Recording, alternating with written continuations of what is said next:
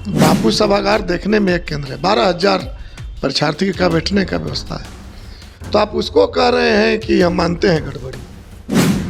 तो पूरे बिहार भर में जो सेंटर बनाए गए थे वो का एकदम पाक साख था, दूध का धोया हुआ था। बीजेपी का दबाव है नीतीश कुमार जी पर, और इसलिए माननीय नीतीश कुमार जी को हम कहेंगे कि एक निर्णायक मोड में आप आइए, यह इतिहास लिखा जाएगा आपका। देखिए, बीपीएससी के छात्र कई दिनों से आंदोलन पर हैं। अब ये प्रादेशिक नहीं, राष्ट्रीय मुद्दा बनते जा रहा है। वहीं अभी तक आयोग ने अपने फैसले को वापस नहीं लिया है। वहीं आज तमाम छात्र जो हैं वो मुख्यमंत्री से मिलने की बात कर रहे हैं। तमाम मुद्दों पर चर्चा करने के लिए भाकपा माले के विधायक रामबली सिंह यादव जी हैं। कैसे देखते हैं, छात्र जो है वो कई दिनों से आंदोलन पर है। कई छात्र जो है वो काफ़ी गंभीर स्थिति में है। कई छात्रों को फिर से दोबारा लाठीचार्ज की गई है। अब छात्र जो है मुख्यमंत्री से मिलने के लिए अनुरोध कर रहे हैं। नहीं, ये तो सरकार का ही कहिए कि अन्यायपूर्ण कार्रवाई है। छात्रों पर लाठी चलाना, प्रमाणित होने के बावजूद भी पुनः परीक्षा न लेना। भाई, बापू परीक्षा केंद्र बहुत बड़ा केंद्र है, वो 25-30 केंद्र के बराबर एक केंद्र है, और उस पर प्रमाणित हो गया कि गड़बड़ियाँ हुई है। तो 25 केंद्र पर गड़बड़ियाँ पता चला। बापू सभागार देखने में एक केंद्र है, 12,000 परीक्षार्थी का बैठने का व्यवस्था है, तो आप उसको कह रहे हैं कि हम मानते हैं गड़बड़ी। तो पूरे बिहार भर में जो सेंटर बनाए गए थे वो का एकदम पाक साख था, दूध का धोया हुआ था, और इसलिए छात्रों का मांग कहीं से नाजायज़ नहीं है। ये सरकार की जो अन्यायपूर्ण व्यवस्था पूर्व में भी रही है, बेरोजगारों को नौकरी न देने का, छात्रों पर लाठी गोली चलाने का, ये वर्तमान में उसी की पुनरावृत्ति है। और हम और हमारी पार्टी आंदोलनकारी छात्रों के पक्ष में है, उनके मांगों के साथ हैं। हमारे पार्टी के 12 विधायक हैं, स्पेशली एक विधायक संदीप सौरव को छात्र जुआ के मोर्चे पर ही हम लोगों ने लगा रखा है। और हमारे संदीप सौरव जी स्पॉट पर भी गए थे, आंदोलनकारियों के साथ आंदोलन में शामिल हुए, और फिर सरकार को चिट्ठी लिख रहे हैं। ये सब हम लोग कर रहे हैं। बिहार का बड़ा मुद्दा बन गया, लेकिन उसके बावजूद भी नीतीश कुमार प्रगति यात्रा पर जा रहे हैं। जी जी, दुर्भाग्य है।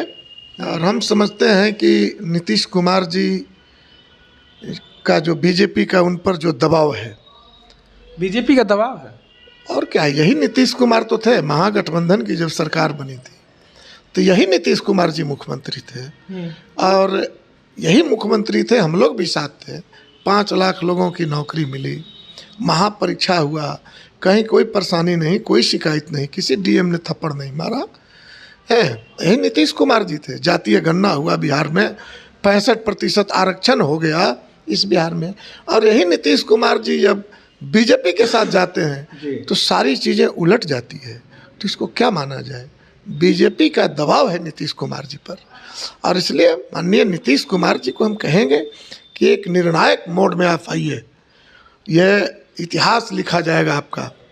बीजेपी के दबाव से आप बाहर आइए, छात्रों की बात को सुनिए, अभ्यर्थियों की बात की सुनिए, और बिहार में जो जिनमिन मुद्दे हैं, जो आरक्षण है, वो आरक्षण को 9वीं अनुसूची में डलवाने के लिए आप दबाव बनाइए। आपके साथ पूरा बिहार खड़ा रहेगा। आप जो है ये बीपीएससी परीक्षार्थियों की जो डिमांड है, बिल्कुल जिनमिन डिमांड है, इसको आप मान लीजिए। हम तो यही कहेंगे। विजय कुमार सिन्हा ने अभी अटल जी के कार्यक्रम में कहा था कि बीजेपी की जब तक पूर्ण बहुमत की सरकार नहीं मिलेगी तब तक जो है अटल जी की श्रद्धांजलि नहीं मिलेगी। देखिए, अब एक एक व्यक्तियों की बात क्या किया जाए। देश अभी दुर्भाग्यपूर्ण स्थिति में खड़ी है। देश के गृह मंत्री सदन में अंबेडकर के नाम लेने पर उनको गुस्सा आ रहा है, कह रहे हैं कि भाई भगवान का नाम लीजिए, स्वर्ग मिलेगा। यानी अंबेडकर जो दलित थे, बावजूद देश के कहिए कि लोकतंत्र के पुरोधा थे, जिन्होंने इतनी कड़ी मेहनत के साथ इनकी अध्यक्षता में संविधान हमारे देश को पारित हुआ। अमित शाह समझा रहे हैं कि अंबेडकर के नाम लेने से नरक मिलेगा, इसलिए भगवान के नाम लीजिए आप। दूसरी तरफ आप देख रहे हैं कि पटना में वही भारतीय जनता पार्टी श्रद्धेय अटल जी का अटल जी का नाम एक बेहतर प्रधानमंत्री के रूप में शुमार है, बावजूद जब यहाँ गांधी जी का भजन वो प्रिय भजन जब गाया गया, अल्लाह ईश्वर तेरा नाम सबका सम्मत दे भगवान, और इसको लेकर के देख लीजिए कि माफ़ी मांग जो गायिका थी उससे माफ़ी मंगवाया गया।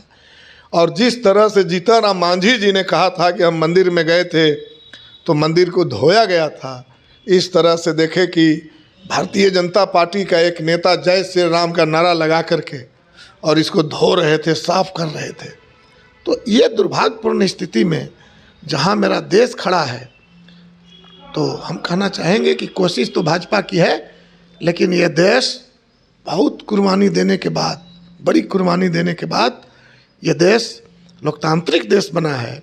इतनी आसानी से भाजपा के मंसूबे को इस पूरे बिहार में सफल नहीं होने देंगे, पूरे देश में सफल नहीं। मुझे क्या लग रहा है कि बीजेपी तमाम महापुरुषों को अपमान कर रही है। एक तरफ गांधी जी के भजन से उनको तकलीफ है, अंबेडकर जी के नाम पर उनको तकलीफ है। देखिए, कोई नई बात नहीं है। बीजेपी बनी है आज मीन्स 80 के आसपास, और इनका जो मूल पार्टी है आरएसएस, उसका अब 100 वर्ष होने जा रहा है। 1925 में बनी थी और देश 1947 में आज़ाद हुआ था। 1925 से लेकर 1947 तक का इतिहास आप देख लीजिए। आज़ादी से इनको चिढ़ थी। ये अंग्रेज़ों को विकास पुरुष कहते थे। जब देश का बंटवारा हुआ, सारे लोग चिंतित थे, क्या हो गया देश में। ये बड़ी खुश थे। ये कह रहे थे कि जो हिंदुस्तान में कुछ बचे खुचे भी दूसरे धर्म के लोग हैं, इनको भी यहाँ से हटा दिया जाए। उस समय भी आग लगाने की कोशिश किए थे। और जब संविधान बनने लगा तो इन्होंने कहा कि नहीं, भारत मनुस्मृति से चलेगा। संविधान का पुतला जलाया इन्होंने, अंबेडकर का पुतला जलाया। इसलिए कोई नई बात नहीं है। ये जो इनका इतिहास रहा है गद्दारी करने का देश से, उसकी ये दूसरी बार पुनरावृत्ति है। इनकी एक कोशिश है कि अब जब सत्ता में आ गए हैं तो खुल के गद्दारी करें, और इसलिए गांधी जी के भजन से चिढ़ है इनको, अंबेडकर और उनके संविधान से चिढ़ है इनको। यही सब तो हम समझते हैं। चलिए, इन तमाम मुद्दों पर चर्चा कर रहे थे भाकपा माले के विधायक रामबली सिंह यादव जी। इस तरह के तमाम अपडेट्स के लिए बने रहे इनसाइडर लाइव के साथ। पटना से मैं निखिल।